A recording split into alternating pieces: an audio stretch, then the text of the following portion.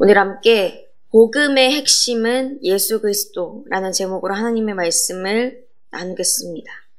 복음의 핵심은 예수 그리스도라는 제목입니다. 성도 여러분, 카레 라이스에서 카레를 뺀다면 무슨 맛이 날까요? 그냥 밥맛이 나겠죠.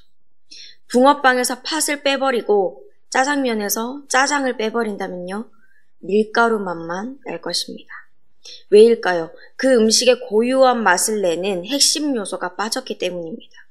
그거는 더 이상 카레라이스도 붕어빵도 짜장면도 아닌 게 되겠죠. 음식 말고 다른 것도 한번 생각해 봅시다. 아주 비싸고 멋있는 자동차가 있습니다. 그런데 엔진이 없다면 보기에 멋있어 보일 수 있겠지만 그건 더 이상 자동차로서의 역할을 감당할 수 없겠죠. 요트와 비행기, 기차, 모든 이동수단이 그렇습니다. 믿음도 마찬가지입니다. 아무리 신앙생활을 오래 하고 머리에 성경의 율법적인 지식이 많다고 해도 예수님을 믿지 않는다면, 예수님과 함께 살아가지 않는다면 구원받은 그리스도인이 아닙니다. 왜냐하면 기독교, 바로 그리스도교의 복음의 핵심은 예수 그리스도이시기 때문입니다. 예수님 없이는 복음도 없고 우리도 없고 이 세상도 없습니다. 그런데 유대교는 예수님을 메시아로 인정하지 않죠. 그들에게 있어서 예수님은 요셉의 아들 나사렛에서 태어난 목수일 뿐이었습니다. 예수님과 예수님께서 온 인류를 위해서 십자가를 주시고 죽으시고 또 부활하신 일을 인정하지 않았습니다. 그래서 그들에게 있어서 기독교는 전통을 해치는 이상한 종교였던 거죠. 그래서 시비를 걸고 공격했습니다. 하지만 예수님은 그리스도이십니다. 절대 복음에서 빠져서는 안 되는 핵심인 거죠. 특별히 이 히브리서 기자는 유대교에서 개종한 이 성도들이 다시 돌아가지 않도록, 유대교로 돌아가지 않도록 예수님이 대제사장 위에 큰 대제사장이신 하나님의 큰 대제사장이다 라고 설명합니다. 예수님께서 어떻게 그런 큰 대제사장이 되실 수 있었을까요? 또 그 사실이 우리 그리스도인들에게 어떤 희망과 소망의 메시지를 줄까요? 오늘 함께 말씀을 나눠보겠습니다. 큰 대사장에 대해서 알아보기 이전에 제사장이 누구인지 대해서 기억해 봅시다. 제사장은 구약시대 때 하나님과 사람들 사이에서 중보하는 사역을 하도록 하나님이 세우신 사람들이죠. 그리고 그들과 구분되는 한 사람이 대제사장이었습니다. 둘의 가장 큰 차이점은 1년에 한 번 있는 7월 10일 대속죄일에 지성소에 들어갈 수 있느냐 없느냐였습니다. 대제사장은 이날 지성소에 들어가서 자신과 이스라엘 온 백성들의 죄를 속하는 그런 사역을 했습니다.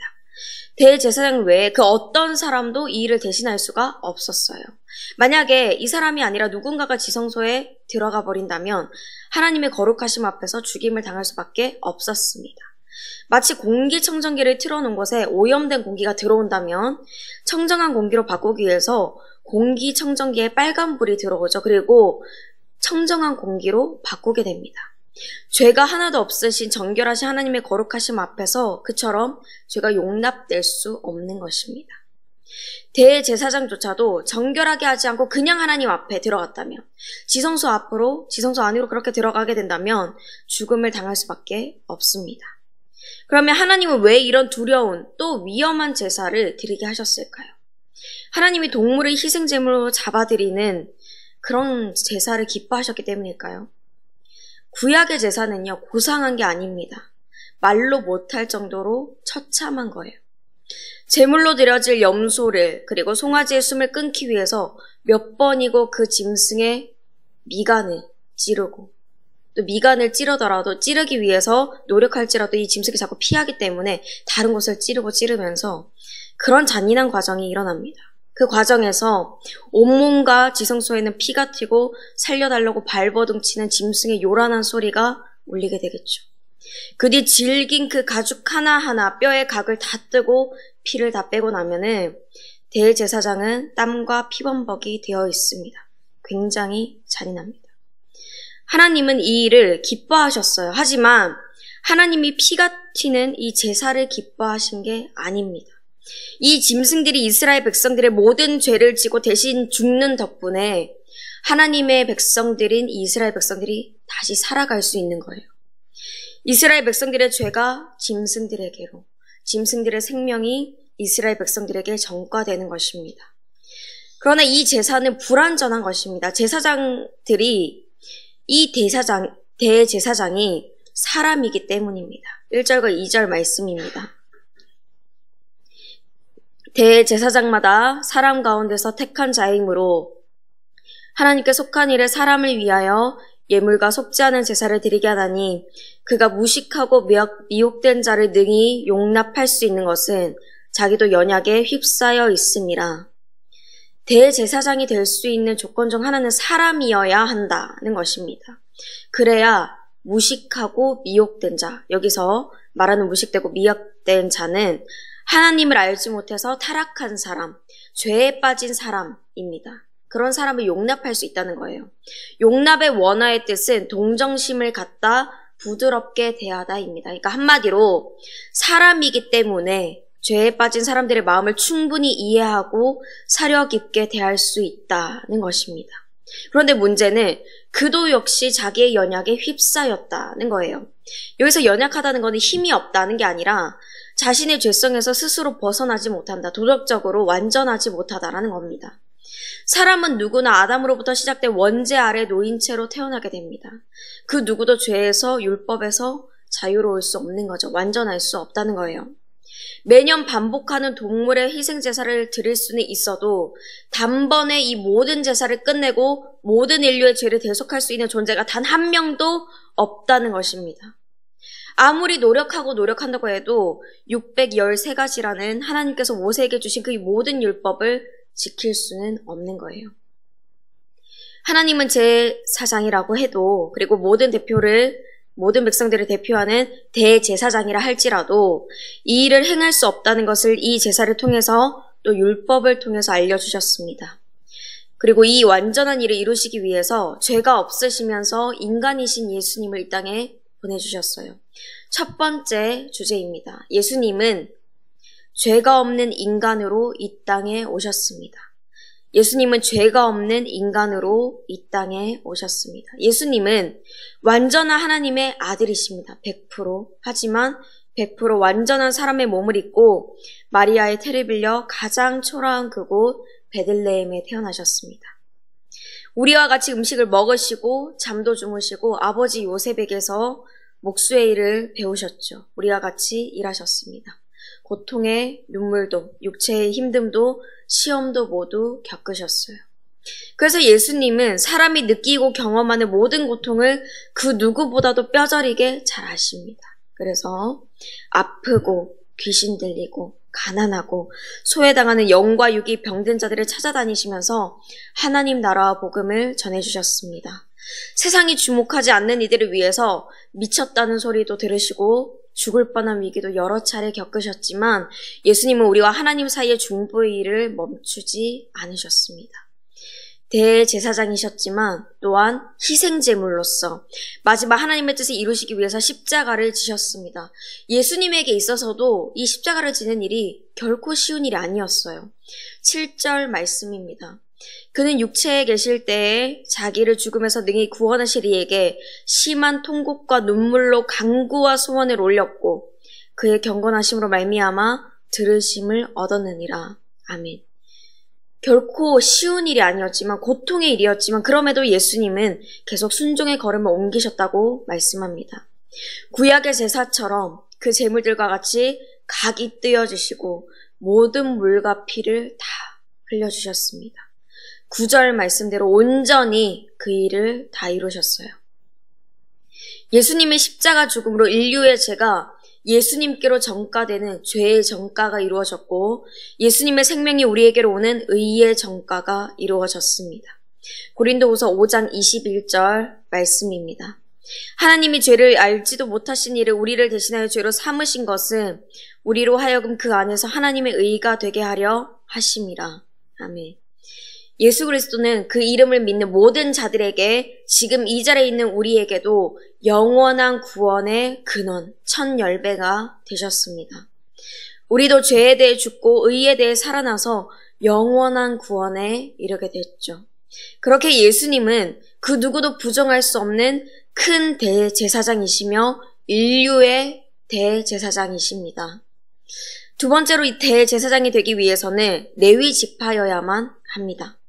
하나님께서 하나님과 인간 사이에 중보하는 귀한 제사장의 직분을 레위 지파에게 맡겨주셨기 때문입니다. 그런데 예수님은 유다 지파의 자손으로 오셨죠. 그러면 예수님이 어떻게 대제사장이 될 수 있었을까요? 히브리서의 기자는 예수님께서 하나님의 확실한 부르심을 받고 이 땅에 메시아로 오셨다고 5절에서 이야기합니다. 이거는 시편 2편 7절 말씀을 인용한 것입니다. 내가 여호와의 명령을 전하노라. 여호와께서 내게 이르시되 너는 내 아들이다. 내가 오늘 내가 너를 낳았도다. 이 시는 하나님께서 다윗에게 왕권을 주신 것을 노래하는 것인데 사실은 메시아를 예언하는 내용이기 때문에 인용한 거예요. 그 구약의 시편에서 메시아로 예언된 자, 다윗의 왕권이 하나님에게부터 온 것처럼 하나님께 택함 받아서 제사장이며 선지자로서 또 왕으로 온 자가 예수 그리스도시다라는 겁니다. 그 예수 그리스도께서는 레위 지파가 아니라 멜기세덱의 반차를 따른다고 말씀합니다. 6절에서 또한 이와 같이 다른 데서 말씀하시되 내가 영원히 멜기세덱의 반차를 따르는 제사장이라 하셨으니 라고 말씀하고 10절에서 하나님께서 멜기세덱의 반차를 따른 대제사장이라 칭하심을 받으셨느니라 라고 말씀하죠. 그러면 멜기세덱은 누구일까요? 멜기세덱은 창세기 14장에 등장했다가 다시 나타나지 않는 그런 신비로운 존재, 시작도 끝도 없는 살렘의 왕이지만 그러면서도 하나님의 제사장으로 소개됩니다. 이유는 알 수 없지만 이 아브라함이 전쟁에서 이기고 돌아왔을 때 아브라함에게 떡과 포도주를 가지고 축복해준 그런 사람이었죠. 아브라함은 자신이 얻은 것에서 10분의 1을 왕이지만 또한 제사장인 이 멜기세덱에게 바쳤습니다. 제사장직을 맡을 야곱의 아들 레위가 아직 태어나기도 전에 레위 지파가 제사장직을 맡기도 전에 아브라함은 제사장인 멜기세덱에게 10분의 1을 바쳤습니다. 이 말은 레위 지파보다도 멜기세덱이 높다는 거예요. 그런데 예수님이 그런 멜기세덱의 반차를 따른다는 것입니다. 레위 지파의 제사장직은 사람이 맡는 것이기 때문에 한 사람이 죽으면 또 그 다음 사람, 후손들이 이어갈 수밖에 없습니다. 그런 구조입니다. 하지만 멜기세덱의 반차는 시작도 끝도 없이 영원히 이어집니다. 두 번째 주제입니다. 예수님은 하나님께 택함받은 영원한 대제사장이십니다. 예수님은 하나님께 택함받은 영원한 대제사장이십니다.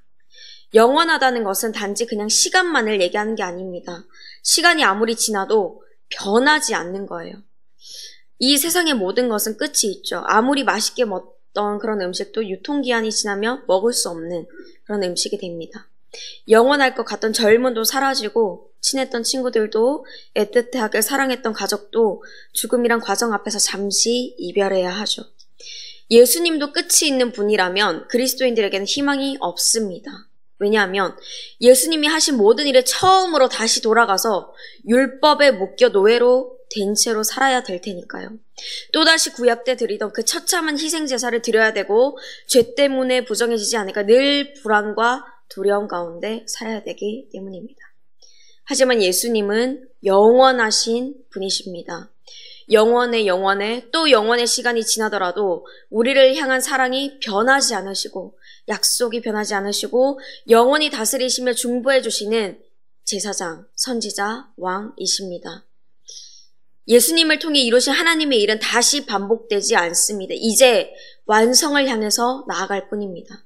그렇기 때문에 지금의 시대를 살아가고 있는 우리는 끝을 향해 가고 있는 이 시대 가운데서 이 땅에서 하나님의 나라를 누리고 영원한 안식의 나라, 하나님의 나라가 이 땅에서 완성될 날을 기대하면서 소망하면 됩니다.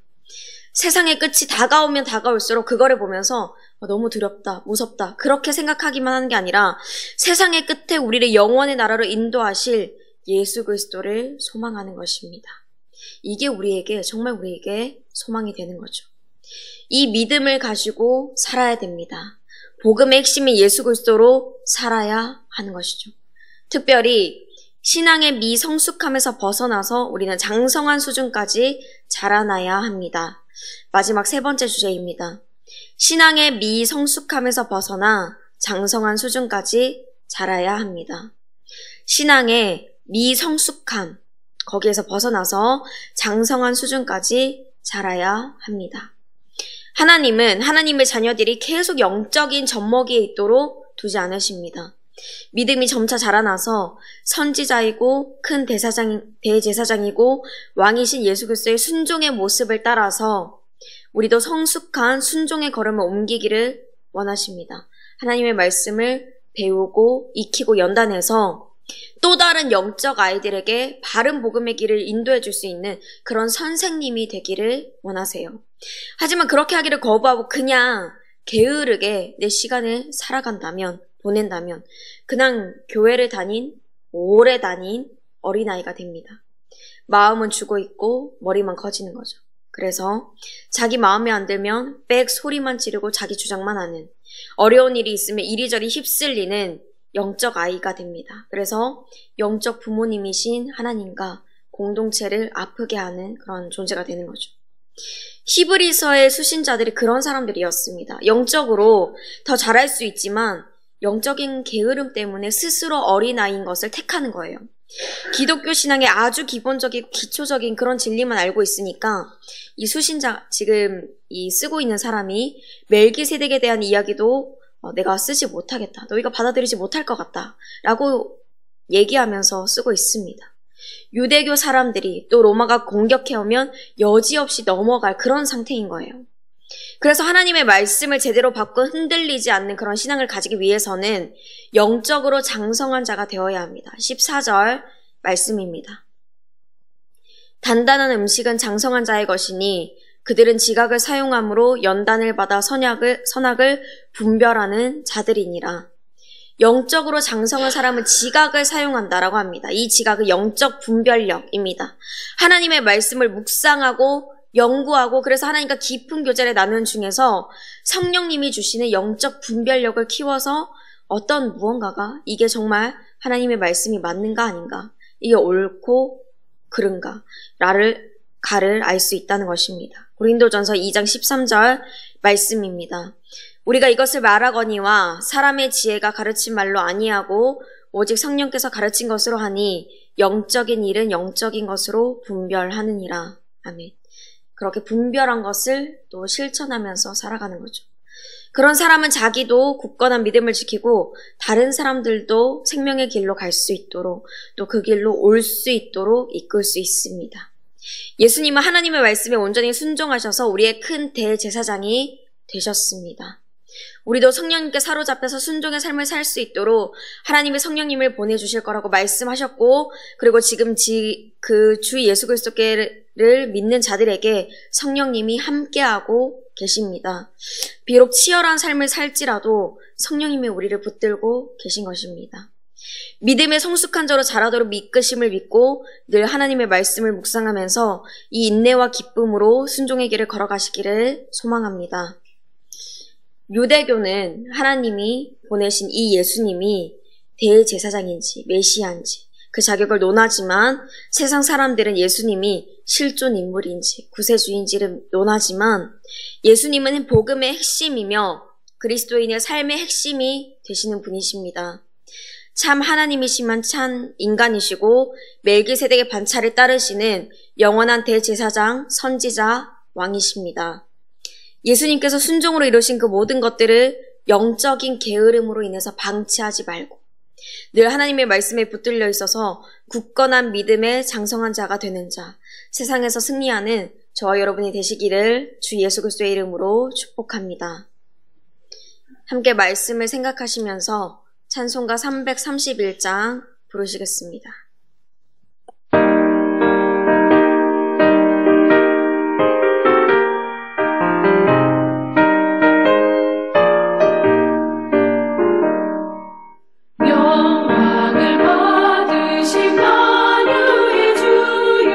우리가 명령을 따르리다. 내 부시는